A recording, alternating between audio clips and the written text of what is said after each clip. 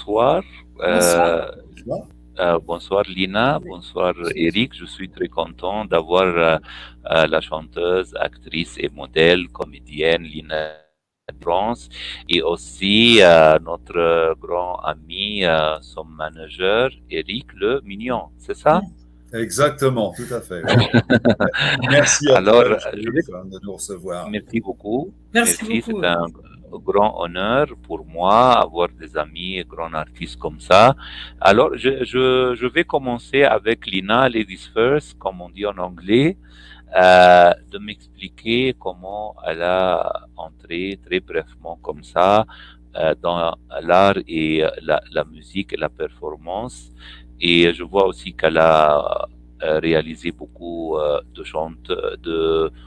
de chansons et elle écrit aussi ses propres paroles et sur sa chaîne aussi il y a des nouveaux clips qu'on doit découvrir.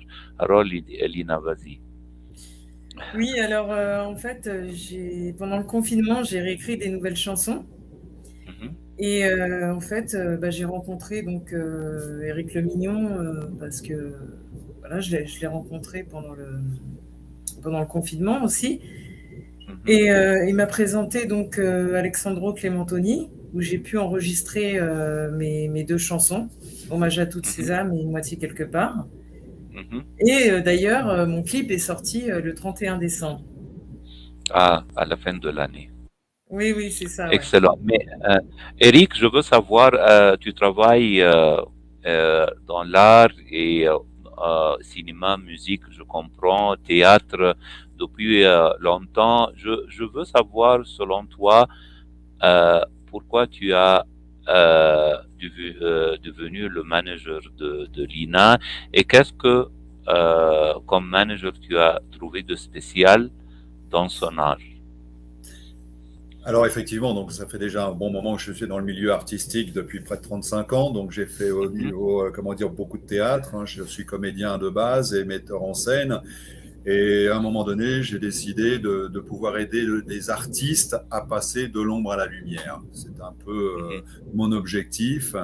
Et donc du coup, effectivement, comme a dit Lina tout à l'heure, on s'est rencontrés et elle cherchait quelqu'un pour pouvoir au départ faire une bande démo et puis en discutant de fil en Oui, aiguille, on a commencé à sympathiser et puis j'ai vu que son projet, elle y tenait à cœur et tout ce qu'elle faisait entre la chanson, le cinéma, comment dire, tout ce qui était vraiment artistique, c'était quelque chose qui lui tenait à cœur. Elle adorait ça et on sentait une passion.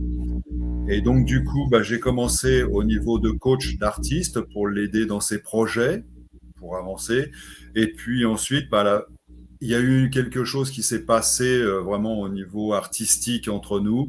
Et du coup, j'ai décidé de me mettre manager pour pouvoir l'aider et aller au-delà parce que je sentais qu'il y avait une passion envers ce qu'elle faisait. La chanson, c'était vraiment, on sentait vraiment quelque chose. Et je crois énormément en Lina en ce qui concerne ce qu'elle fait au niveau de la chanson, comme au niveau du spectacle, au niveau du cinéma également. Donc là, on a beaucoup avancé. Et puis donc maintenant, voilà, c'est devenu aussi une amitié aussi. Et puis voilà, quand on est manager, on est un petit peu la nounou des artistes. Donc dès qu'ils ont besoin de quelque chose, on est là derrière. Mais voilà, et donc il y a vraiment un contact fort qui se passe entre le manager et les artistes également. Voilà. oui. Oui, mais cette question est pour vous deux. Je veux, parce que maintenant, vous savez, Eric, pour notre génération, pour les spectateurs, c'était acheter les disques vinyles, puis les CD, puis il y avait le MTV, le MCM, et puis maintenant, c'est tout le digital. Hmm?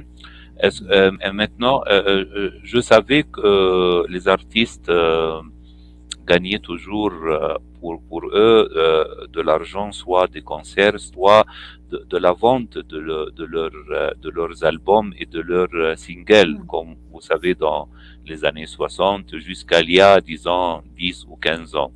Maintenant, Lina, Et il dit, Lina, comme chanteuse, elle veut être connue, avoir de la popularité, avoir des spectateurs. Aussi, elle peut utiliser ses performances comme chanteuse et modèle pour apparaître soit au théâtre, soit au cinéma. Comment pensez-vous maintenant, vous deux, pour les artistes maintenant, comment promotionner leurs arts et avec le changement maintenant des médias, avec le système maintenant, comment vous pensez pour le futur de l'INA? Alors pour le futur de l'INA, aujourd'hui, c'est vrai que, en plus avec les conditions aujourd'hui sanitaires où on a eu beaucoup de remises en question au niveau du métier, c'est vrai qu'aujourd'hui, le premier combat qu'il va y avoir à vous faire, c'est celui de récupérer des spectateurs dans les salles, parce que beaucoup de gens Oui, aujourd'hui ont peur de revenir dans les salles à cause du c'est Covid. vrai. C'est très compliqué. Donc aujourd'hui, je crois qu'il faut utiliser ce qu'on nous apporte, c'est-à-dire les médias d'aujourd'hui. Aujourd'hui, on nous amène, voilà, comme là aujourd'hui, la visio, la possibilité de converser à l'international, de proposer des artistes un peu partout. Et demain, il va falloir voir autrement. C'est-à-dire Oui, que on va utiliser effectivement toujours le présentiel parce que ça c'est essentiel, surtout quand on fait du théâtre ou du concert. On a besoin de ce public, on a besoin d'être proche des gens. Mais il va falloir voir aussi autrement par le fait que d'utiliser la visio qui va permettre de compléter. C'est-à-dire, par exemple, de mettre des caméras dans des théâtres et de proposer des réservations par visio. Les gens qui voudront, parce que des fois, c'est pas toujours évident. Je sais, par exemple, pour Paris en France, c'est très difficile d'accéder aujourd'hui. On fait de plus en plus restrictions au niveau des voitures, restrictions au niveau des passages. Et donc, quand il faut venir sur Paris, c'est très compliqué. Donc, les gens, ils sont rebutés à ça. Donc, il faut trouver d'autres formules. Et effectivement, c'est d'utiliser à la fois le présentiel et la visio en proposant des places à un certain tarif. Et au moment de l'ouverture du spectacle, les gens sont devant leur place, on envoie les liens et on ouvre et les gens peuvent voir le spectacle. Je pense qu'aujourd'hui, c'est un créneau qu'il va falloir utiliser parce que ça va être, on accède à un nouveau monde aujourd'hui. Voilà. Oui, avec le Facebook et le métaverse et tout ces de la technologie. Aussi, durant l'année dernière, vous savez, c'était plus difficile, c'était un lockdown complet. Et il y avait beaucoup des artistes comme Lina qui ont essayé de faire des concerts chez eux, à la maison, au jardin. Et il y avait des plateformes comme ça étaient créées pour ce type. Au niveau des festivals, il y a des plateformes pour festivals pour voir les films en digital. Hein, ça, c'est une solution. Et pour les chanteuses et performances comme Lina, ils ont créé des plateformes similaires. Est-ce que, Lina, tu considères faire comme ça, c'est-à-dire dans un espace des performances digitales, ou tu préfères, je sais que pour l'artiste, c'est en préférence d'être le public parce que c'est action-réaction comme Eric le sait. Tout à fait, oui, je préfère en présentiel, hein, bien sûr, mais bon, on fait avec le temps, quoi. Oui. Et maintenant, raconte-moi la nouvelle chanson que je viens de voir, c'était sorti. Je viens de le voir. Raconte-moi comment s'était passée l'histoire de composer, de créer les paroles de cette chanson. Et puis le tourner avec Eric aussi. Pour hommage à toutes ces âmes ou une moitié quelque part? Parce que j'en ai sorti 2. Je viens de regarder ici, je pense c'était c'était tourné au milieu de la forêt, comme ça. Oui, alors c'est une moitié quelque part. Mais en fait, je me suis tout simplement inspirée des faits de la société. Ah oui. Parce que, en fait, il y a beaucoup de gens qui croient plus en l'amour. réellement, ou alors tu as des couples qui se cachent aussi parce qu'ils se sont rencontrés au travail ou parce qu'ils sont homosexuels. Il y a Oui, plein de raisons, quoi, si vous voulez. oui, Quand je dis on a tous une moitié quelque part, c'est vraiment pour faire comprendre aux gens que sa moitié, on peut la trouver, quoi, en fait. Et une oui. fois, ça me fait rigoler parce qu'une fois, il y a une fille qui m'a dit ouais, mais des âmes sœurs, on peut en avoir plusieurs. J'ai dit bah, des âmes Oui. sœurs, oui, mais une moitié, c'est la personne avec qui tu vas finir ta vie, avec qui tu vas durer toute ta vie, quoi. Et donc, c'est ça que j'ai voulu Oui, faire comprendre. excellent. Et Eric, que penses-tu du clip comme son manager? Comment tu le trouves et comment tu penses que les spectateurs ont réactionné? Alors le clip, moi j'ai trouvé sympa parce qu'en plus on a tourné avec un vidéaste qui est super sympa, qui s'appelle Lex Fontenay, qui est Oui. comment dire, qui a l'habitude de tourner un peu partout à l'étranger, même aux Émirats. Et Ah, c'est ah, vraiment voilà. Et c'est quelqu'un qui travaille beaucoup avec l'artiste, c'est-à-dire qui travaille dans l'improvisation, mais vraiment avec tout ce qui est comment dire, qui touche l'artiste. Il a besoin de travailler avec la sensibilité de Lina, par exemple, pour ce clip, et il a tout de suite perçu ce qu'elle voulait faire ressortir par rapport à ses textes. ah, ah. Donc ça, c'était hyper Oui, important parce que c'est pour ça que ça s'est bien passé et du coup, il y a eu une osmose là-dessus qui a été faite et ça, c'est vraiment l'idéal parce que justement, du coup, ça passait bien entre le vidéaste et l'artiste pour justement faire passer. Et du coup, comme elle voulait faire passer au niveau des couples, parce que c'est vrai ça a beaucoup été travaillé sur les couples un peu hors normes, comme on dit, qui se disent hors normes et qu'on fait comprendre que c'est un petit peu hors normes par rapport à des couples classiques, hommes-femmes. Là, c'était aussi bien les couples lesbiens que les couples Les vraiment, différences d'âge les aussi différences entre les d'âge couples. entre oui, les hommes, les femmes, Mm. et puis comment dire, comment dire, des couples vraiment très particuliers et qui du coup Mm. c'était leur rendre hommage et donc du coup je pense que ce clip a été bien comment dire est bien perçu là-dessus parce que comment dire on a essayé d'être au plus proche par rapport mm, au texte que Voilà. Lina a écrit et Mm. ça lui tenait à cœur justement que ce soit cohérent. Et attendez, oui. j'ai fait exprès aussi de rajouter un professeur d'arts martiaux Mhm. parce que en fin de compte, comment, comment dirais-je, en fait, faut se battre pour rencontrer l'amour. C'est ça que j'ai voulu Oui, faire comprendre dans ce oui, clip aussi. Voilà. oui, oui. Je Parce suis que d'accord. oui, Je suis d'accord que l'amour n'a pas d'âge, oui, n'a ni de pas de religion, ni de... nationalité, n'a pas de Voilà, nationalité, n'a exactement. pas de langue. C'est la langage d'amour. Bien Ouais, sûr, voilà, c'est ça. on dit toujours l'amour n'a pas de frontières. Oui, voilà, c'est ça. Ça n'a Oui, pas de frontières. Ouais. amour sans frontières, c'est ça. Mm. Voilà. Ça, c'est un bon sujet d'un album ou d'un film pour Lina au futur. Ah, ah oui, Exactement, ce ça serait peut super, effectivement, ouais. oui. Mais Ouais. maintenant, Eric, est-ce que, comme manager, je pense que tu discutes beaucoup avec l'INE, avec les projets, le futur. Elle est toujours d'accord avec toi, avec tes idées, ou elle a ses propres idées comme ça? Alors, comme je dis toujours, un manager, il est là pour Mm. travailler avec l'artiste. Oui, L'artiste n'est pas là pour travailler pour le manager. C'est-à-dire oui, que moi, Mm. c'est son métier d'artiste, c'est son métier d'artiste. C'est-à-dire oui, qu'après, je vais la conseiller sur des choses. Quand je vois qu'il y a des choses qu'on pourrait faire autrement ou différemment, après, on en discute parce oui, que moi, je discute toujours c'est vrai.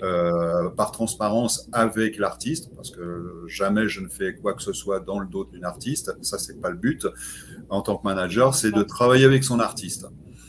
Donc, obligatoirement, on en parle, on en discute, on essaye de voir. Alors, effectivement, des fois, on n'est pas toujours d'accord, c'est normal, on a chacun des opinions, un truc comme ça. Et puis, il y a le côté aussi où faisabilité. pour certaines choses. Mais généralement, ça se passe toujours très bien. On tombe toujours de toute façon de commun accord.